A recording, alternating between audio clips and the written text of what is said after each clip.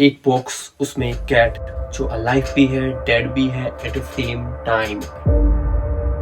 तो बात शुरू होती है 1920s में, जिस वक्त में क्वांटम मैकेनिक्स हर जगह छाई हुई थी। उसमें सबसे ऊपर थी कोपेनहेगन इंटरप्रिटेशन, जिसके अकॉर्डिंग कोई भी चीज निश्चित नहीं होती जब तक वो मापी ना जाए। ये बात श्रोडिंगर को ठीक नहीं लगी। उनका मानना था कि क्वांटम इक्वेशंस मैथमेटिकली ठीक हो सकती है, मगर उनकी इक्वेशंस इनकम्प्लीट है। तो उन्होंने नील्स बोर से पूछा कि अगर बात ये सच है तो क्या थ्योरी बड़े ऑब्जेक्ट पर भी काम करती है। और जब जवाब में हाँ आया तो उन्होंने किया एक एक्सपेरिमेंट।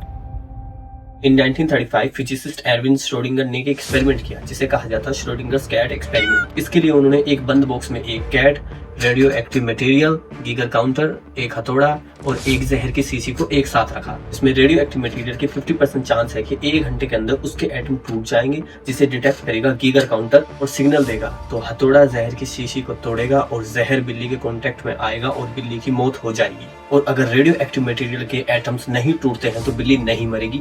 और ये जो सब जो हो रहा है ये सिर्फ एक बंद बॉक्स में हो रहा है जिसे कोई नहीं देख सकता। एक्सपेरिमेंट के बाद श्रोडिंगर ने कंक्लूजन निकाला कि अगर हम क्वांटम मैकेनिक्स के नियमों को सीधा रोजमर्रा की चीजों पर लागू करेंगे तो नतीजा बहुत बेतुका होगा। वो दिखाना चाहते थे quantum mechanics is not complete और इंटरप्रिटेशन इज रॉन्ग। और उनके इस एक्सपेरिमेंट ने मेजरमेंट प्रॉब्लम को जन्म दिया। इसका जवाब देते हुए बोर कहते हैं, अकॉर्डिंग टू क्वांटम फिजिक्स कोई भी एटम मापे जाने से पहले सुपर पोजिशन में होता है, यानी कि वह एक साथ टूटा हुआ और ना टूटा हुआ दोनों होता है।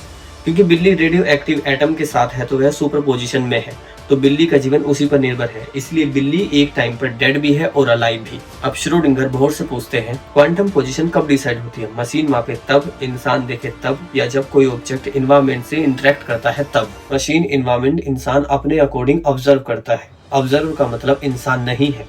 इंसान के देखने से सब तय नहीं होता। जिसे मापा जा सकता है वही मीनिंगफुल रियलिटी है। साइंटिस्ट की बात हो रही हो रहा है, एल्बर्ट आइंस्टीन इसमें ना है। आइंस्टीन सीधा बोर्ड से कहते हैं,